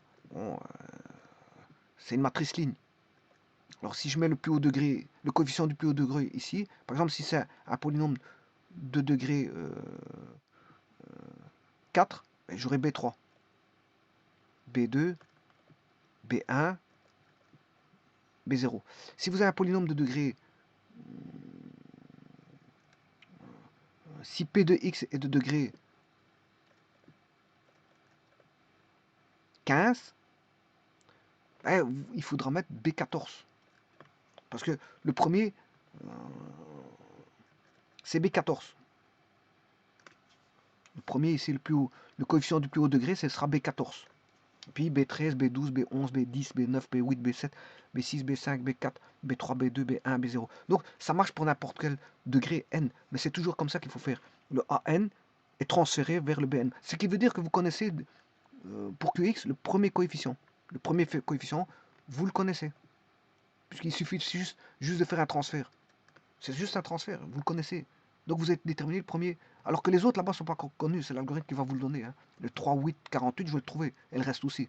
Mais dans un premier temps, vous faites juste un transfert dessus. Et c'est toujours comme ça. Le premier coefficient de P est transféré vers le premier coefficient de Q. Mais comme ils ont même un indice, il y en a un qui est plus. Comme on a divisé par x moins x0 par un degré 1, ben, c'est normal qu'il y en a un qui est. Pendant qu'il est au degré 4, l'autre est au degré 3. Pendant qu'il y en a que au degré 3, l'autre est au degré 2. C'est normal. C'est parce qu'en fait, on divise par x moins x0, c'est-à-dire par un degré 1. Si on divise par un degré 1 un polynôme, ben on descend d'un cran, l'indice. Donc ici, ils ont même un indice. Hein. Alors, là, c'est 4, l'autre, il vaudra 3. Pourquoi? Parce que c'est si l'indice est i, l'autre, il vaudra i-1. Voilà, si l'indice ici, i, 3, ben, i-1, ça fait 2. Si l'indice là est 2, i vaut 2, ben, là, il vaudra i-1. Voilà, et ainsi de suite. Bon, donc la première étape, c'est de retrouver ici le fameux 1, de transférer le 1 ici à celui-là. C'est tout, il n'y a que ça à faire. Ben, c'est l'étape 0. C'est l'affectation. Bon, une fois que vous avez fait votre affectation, c'est l'entrée. Je rentre dans, cette fois-ci, je rentre dans l'algorithme. Maintenant, je rentre dans l'algorithme.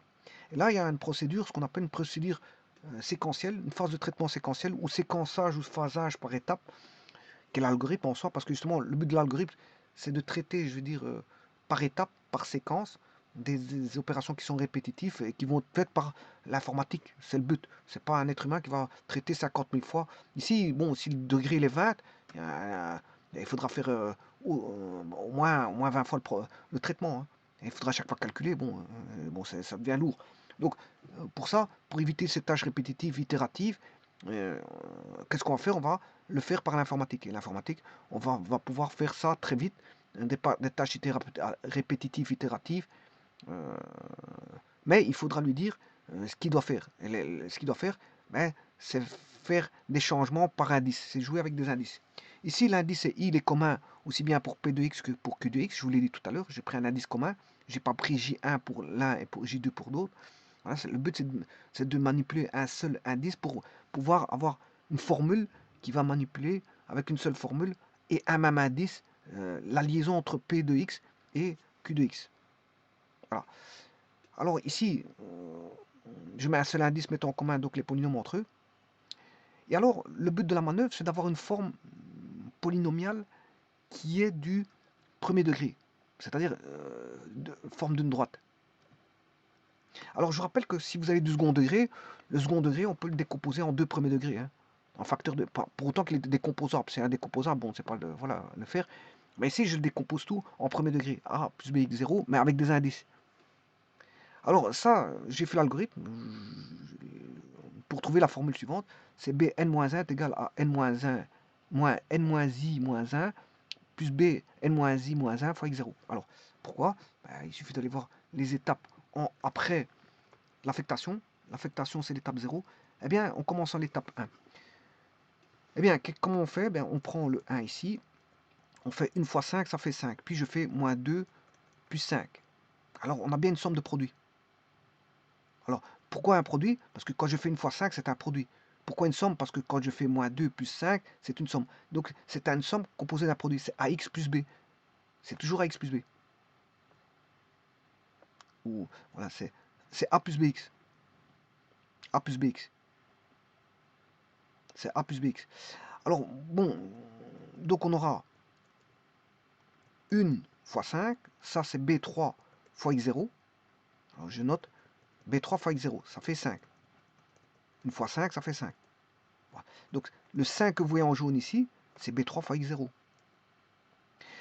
Voilà, B3 fois X0, c'est 1 fois 5.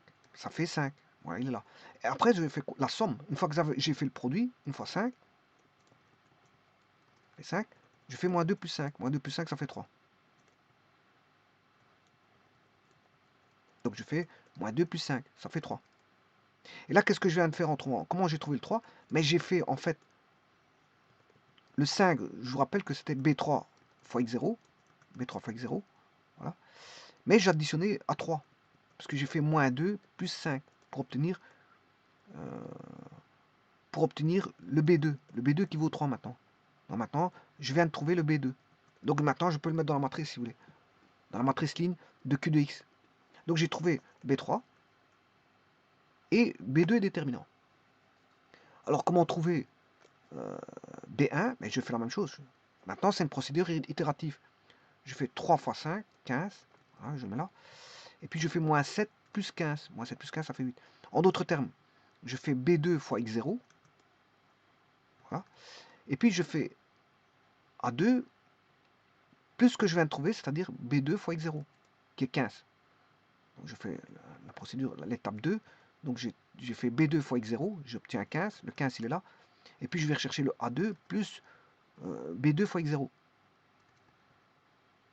C'est toujours une somme dont l'un des éléments, c'est en fait, si vous voulez, c'est A plus BX. On tombe tous sur du premier degré. Je décompose tout en premier degré, premier degré, premier degré. Voilà, tout est en premier degré. Et là, j'obtiens B1. Et puis, vous aurez compris, je fais la même chose pour obtenir B0. L'étape 3, ce sera B1 fois X0, j'obtiens 40. Donc le 40, c'est B1 fois X0. Et j'additionne le B1, enfin le A1, plus B1 fois X0. Et là, j'ai le B0. Et là, il faut faire très attention.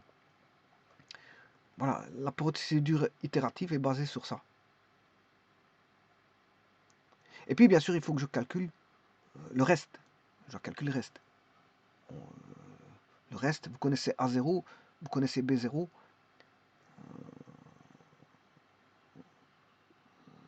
Bien sûr, vous connaissez B0. Je fais fois X0, plus A0, j'ai le reste. Donc, la procédure itérative,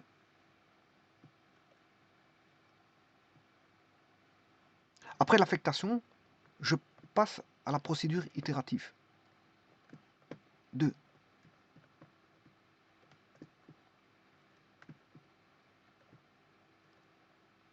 Voilà. Et donc, vous avez la formule ici, procédure itérative. Donc je vais aller en 2.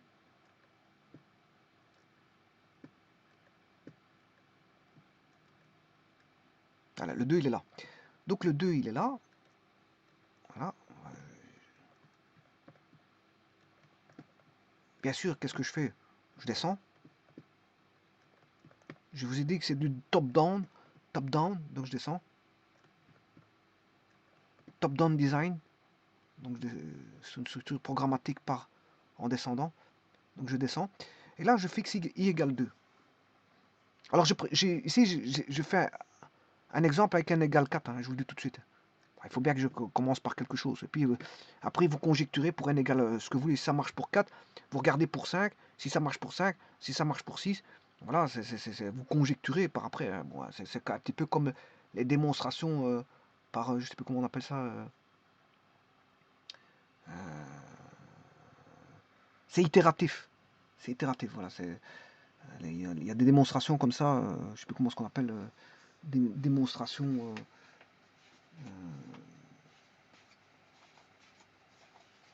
Je sais plus comment ce qu'on appelle ça.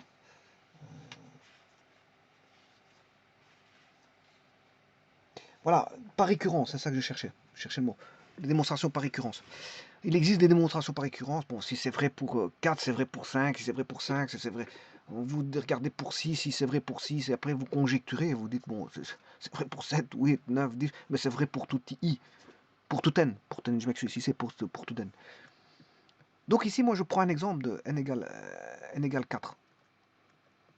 Je prends n égale 4. Encore une fois, j'ai mis la mauvaise couleur. Je prends n égale 4. Voilà. Donc je vais tester pour n égale 4. Je prends, voilà, je fixe i égale 2. Alors pourquoi 2? Parce que l'étape initiale, il y a l'étape initiale qui est l'affectation. Hein. L'affectation, c'est déjà une étape. C'est pour ça que i égale 2. Ici, i vaut 2. Alors, bien sûr, le traitement il est là, l'algorithme il est là. Je viens de vous montrer pourquoi c'était ça. C'est BNI A N-I -1. Ça, je l'ai montré dans la vidéo. J'ai décortiqué pourquoi c'était ça. Voilà, vous voyez que c'est du premier degré, ça. Voilà. Et on va faire voilà, un bouclage de premier degré pour avoir le degré n. C'est un bouclage de plusieurs fois le premier degré pour avoir le degré n. Voilà, donc, mais ici je vais le faire 4 fois. Alors si i vaut 2, bon, donc je vais suivre le cheminement. Là, ouais, bon, ici il m'a tout fait. Bon, je vais faire celui-là, cette flèche-là. Je descends, je tombe sur BNI, avec i qui vaut 2. Alors, si i vaut 2, bah, il suffit de calculer. N vaut 4. 4 moins 2, ça fait 2. J'ai bien B2. J'ai celui-là. Voilà. n-i-1, ben, on aura 4 moins. Alors j'ai pris i égale 2. 2 moins 1, ça fait 1. 4 moins 1, ça fait 3. Donc on a bien A3 plus B3, bien sûr, fois x0. Toujours faire fois x0. Et ça, c'est pour i égale 2. Ok, là, on a bien B2 égale à 3 plus B3 x0. Ben, B2, je trouve mon B2. Là, B2, c'est bien A3 plus B3 fois x0. Je trouve mon B2. Ensuite, je vais faire mon test. Je fais mon test. Là, je regarde, est-ce que I est égal à 5? Est-ce que I est égal à 5? Alors là, vous aurez deux réponses, non ou false, ou si oui. Bon, si oui, vous allez à droite. Hein. Je vais remettre une flèche. Si oui, vous allez par là, à droite. Sinon, vous suivez la flèche. Sinon, vous suivez la flèche ici. Alors, est-ce qu'il est égal à I égale à 5? Ben non, parce que I vaut 2. Alors, j'incrémente le I.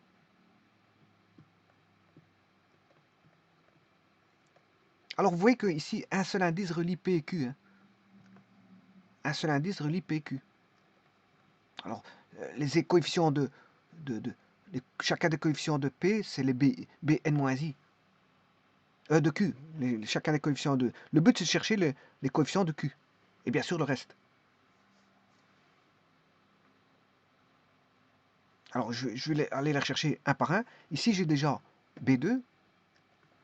Alors, B3, je l'ai. Hein. Bah, c'est dû à l'affectation. L'affectation, j'ai le B3. Le B3, j'ai trouvé par affectation.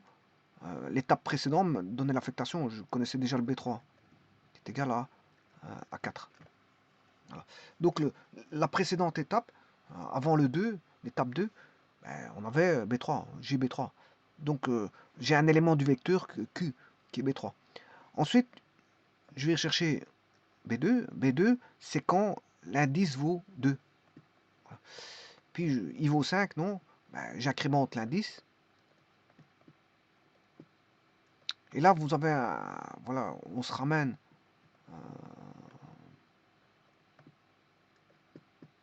à un point d'ancrage où il y avait déjà un chemin qui était... Donc là, on a bien un bouclage. Hein. On a bien un bouclage.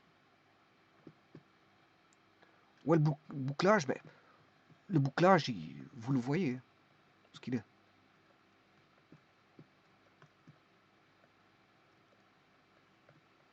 Je vais vous mettre le bouclage ici. On voit que ça tourne. On a une procédure itérative là.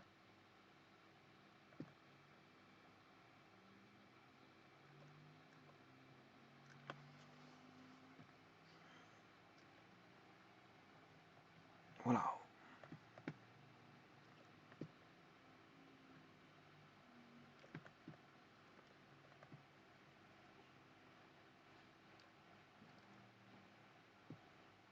Alors, vous voyez qu'il y a un embranchement. Hein.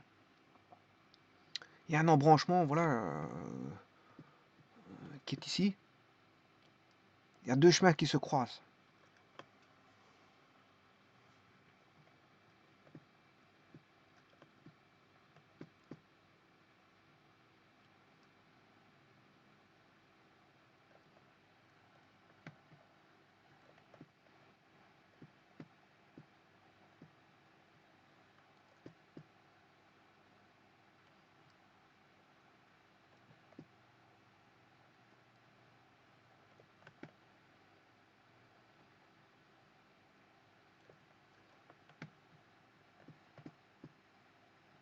Donc le bouclage, il est là. On tourne en rond.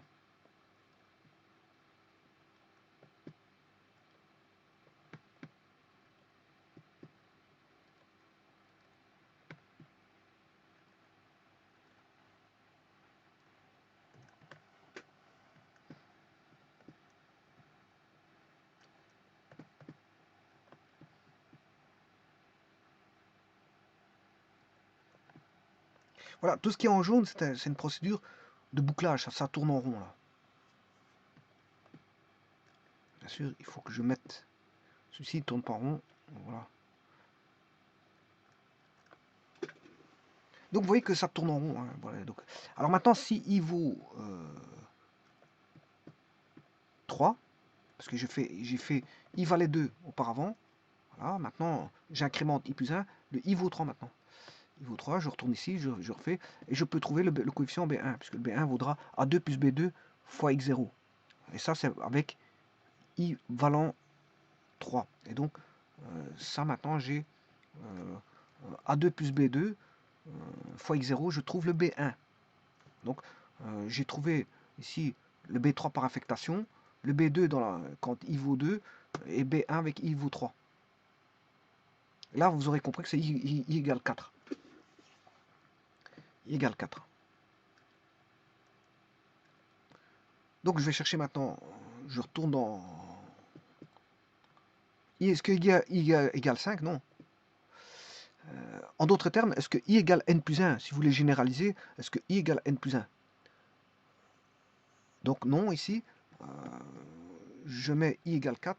Enfin, pourquoi? Parce qu'il faut incrémenter le I, valait 3. 3 plus 1, ça fait 4. Et 4, là, si j'applique la formule ici, de l'algorithme, là, l'algorithme il est là, ben, ça fera, on va retomber avec B0. Donc on aura A1 plus B1 X0. Et là, j'ai bien mon B0. Mais B0, c'est fini. Hein. Une fois que vous avez B0, c'est fini. Donc maintenant, j'ai mon B0 qui vaut 48. Maintenant, encore, il faut retrouver le reste. Mais ça, je vais vous montrer comment on trouve le reste. Voilà. Donc, j'ai trouvé mon B0, c'est-à-dire A1 plus B1 fois X0, B0. Donc, là, j'ai tous les coefficients. Le polynôme Q de X, il est trouvé. Le Q de X, il est déterminé. En faisant ça, l'algorithme, j'ai déterminé, bien sûr, ça, c'était par affectation. Et puis, ceci, maintenant, il vaut 4. Il vaut 4. Maintenant, il vaut 4. On a traité, on a trouvé ceci. Donc, et maintenant, on est là. On est ici. Alors, est-ce que I égale 5?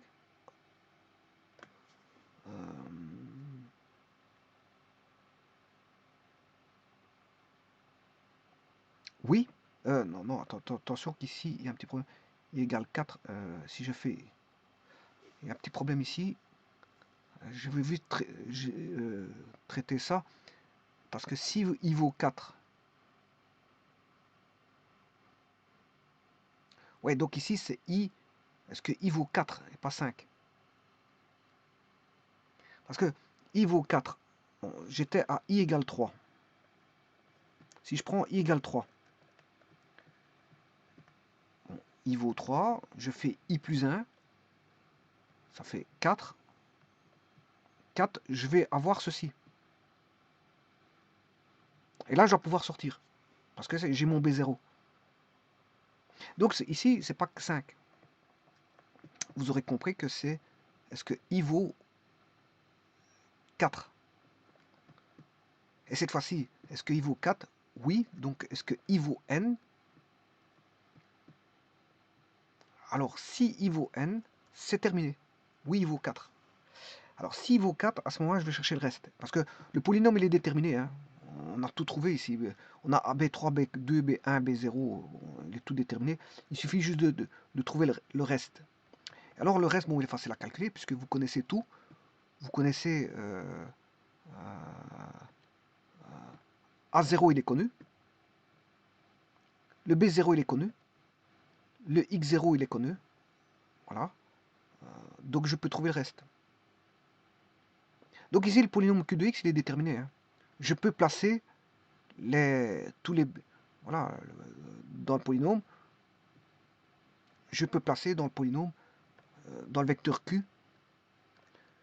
Q, bien sûr, il faut remettre, bien sûr, à sa place le B3. Bon, je vais le mettre du plus grand au plus petit. Il faudra mettre B2. Enfin, qu'il a calculé B2, je calcule B1. Ils sont déterminés, mais il faut les remettre chaque fois dans le vecteur. Il y a une procédure pour mettre dans le vecteur. Hein. Ici, je n'ai fait que l'algorithme pour trouver B2, B1, B0. Bah, maintenant, il faut savoir faire les transferts pour les remettre dans... Voilà, avec un... Voilà, vous mettez un indice, vous adaptez l'indice pour avoir celui-ci voilà, il faudra faire attention à l'indice, c'est juste ça, pour pouvoir la mettre à sa place dans le vecteur. B3, B2, B1, B0.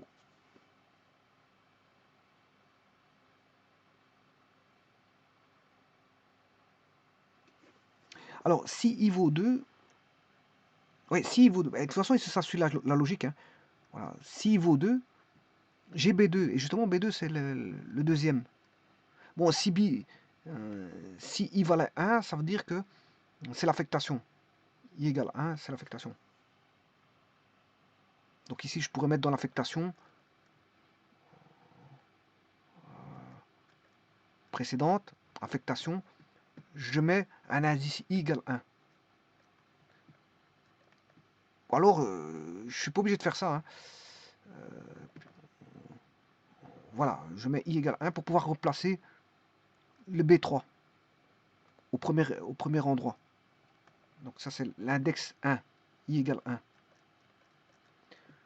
Bon, ensuite, pour mettre le B2, je dois calculer, bien sûr, le traitement. Là, c'est I égale 2. Là, vous aurez I égale 2. J'aurai B2, I égale 2. Voilà, là, c'est bien à sa place. Puis, pour avoir B1, je mettrai en troisième position. Voilà. Et B0, je mettrai en quatrième position. Donc tout est bon. Donc il suffit l'indice ici, c'est justement l'indice de placement dans le vecteur. C'est justement l'indice de placement dans le vecteur. Maintenant, la dernière étape, bien sûr, c'est de... Donc vous avez Q. Q, il est connu maintenant. Hein. Q, il est connu avec tous ses coefficients. Donc on a déterminé le polynôme Q de x. Maintenant, je vais calculer juste le reste. Le reste, bon, c'est facile. Parce que le reste, c'est la dernière étape à faire. Hein. Si vous faites 48 fois 5, ça fait 240. 12 plus 240, ça fait 252. C'est une case à part. C'est le reste. Donc en d'autres termes, qu'est-ce que j'ai fait pour avoir le reste? J'ai fait tout simplement 48 fois 5, c'est 240, qui est B0 fois X0. Et puis j'ai additionné 12 qui est A0, plus B0 fois X0, ça donne le reste. Donc bon, le reste, c'est juste un petit calcul. À faire en aparté. Voilà. Donc vous voyez, ici, vous avez eu l'algorithme, là, qui était là. L'algorithme, il est là. Procédure itérative. Et puis, il faut sortir à l'étape, non pas n plus 1. Donc on fait ça à l'étape de 1 à n. Et à l'étape n plus 1, on sort.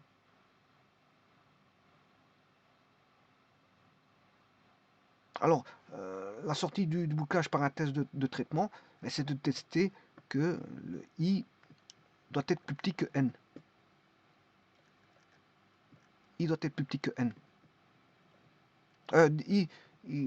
On sort si i égale n. Sortie de l'algorithme, de la procédure répétitive, parce qu'on ne va pas boucler éternellement. Hein.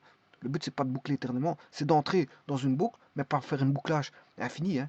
C'est pas de faire un bouclage infini, c'est d'arrêter la boucle à un moment donné par un test. Donc, c'est-à-dire ici, quand je veux dire si i égale n, à ce moment-là, on a la sortie du programme. Et donc ici, l'indice ici, les étapes vont varier. On va commencer en 2. Et bien sûr, on va faire des incrémentations de i. Hein. On débute à 2 avec des incrémentations de i égale à i plus 1. Jusque quand? Jusque i égale n. Voilà, on aura ça. Et puis, bien sûr, la sortie, c'est pas fini parce que bon, il faut calculer le reste. Et affichage des coefficients du polynôme par un bouclage avec un 10 variant de 1 à n. Pourquoi? Parce que, bon, la première des choses, c'est de mettre le reste. Le reste, voilà, c'est de calculer le reste. On le calcule. Comme ça, j'ai R de x. J'ai R de x. Et puis, ayant R de x, bien sûr, encore faut-il avoir Q de x en replaçant, en affichant correctement. Puis il y a le 3. Bien sûr, le Q, il est défini, hein, parce que je connais les B2, B3, B2, B1, B0. Voilà, ils sont connus. Donc, le Q, Q de x, il est déterminé. Donc, le quotient est déterminé et le reste est déterminé. Alors, tout comme ici, bon, on avait un polynôme f et g, je divisé par x moins 3, c'est-à-dire x exposant 1. Ben, la division donnait xq plus 3x carré plus 12x plus 42 qui est le polynôme q de x et le reste qui est 121. Voilà, donc vous avez ça. Voilà, donc ici, il reste l'affichage.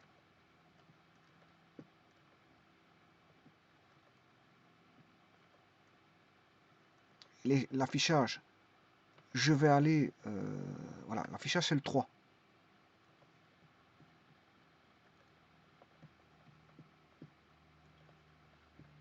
Alors je vous ai dit que l'affichage n'est pas aussi aisé comme on pourrait le penser. Je vous ai dit, on ne clique pas des doigts pour avoir un affichage. Hein.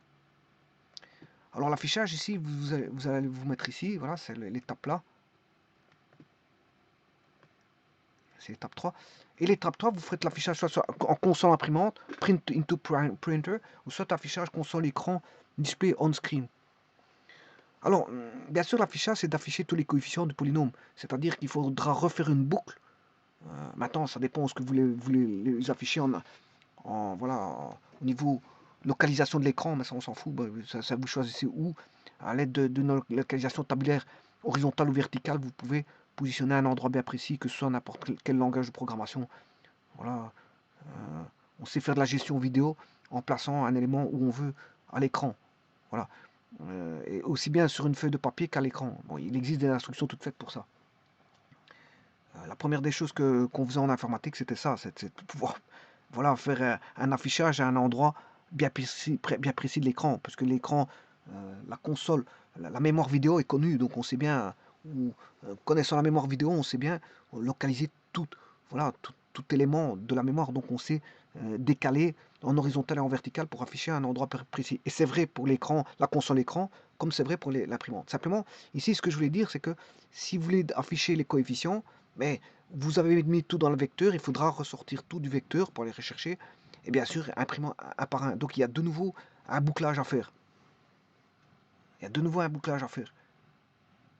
Voilà, donc il y a un bouclage à faire parce que il faudra prendre l'élément B3, B2, B1, B0, etc. Pour les imprimer. Et bien sûr, imprimer le reste. Ne pas oublier d'imprimer le reste. Voilà. Alors maintenant, je vais vous montrer ici. Ici, j'ai pris quoi? J'ai pris x4 plus 3x carré plus 6x moins 5. J'ai pris au hasard, hein, je vous le dis tout de suite. Donc je vais prendre 1, 3, 6 moins 5. 1, 3, 6 moins 5. Donc je vais changer le polynôme.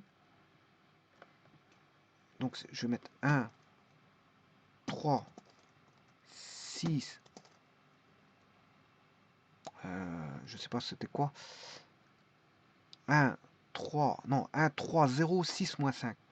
Parce qu'il y a, non, il n'y a pas de terme en excuse. C'est 1, 1, 0, 1, 0, 3, 6 moins 5. 1, 0, 3, 6 moins 5. 1, 0, 3, 6, moins 5. Je divise par x moins 3. Voilà. Et on obtient voilà, le reste qui vaut 121. Et le polynôme, il fait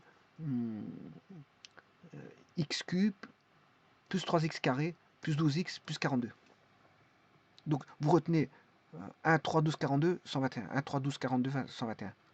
1, 3, 12, 1, 3, 12, 42, 121. C'est bon. Et donc l'algorithme ici fonctionne.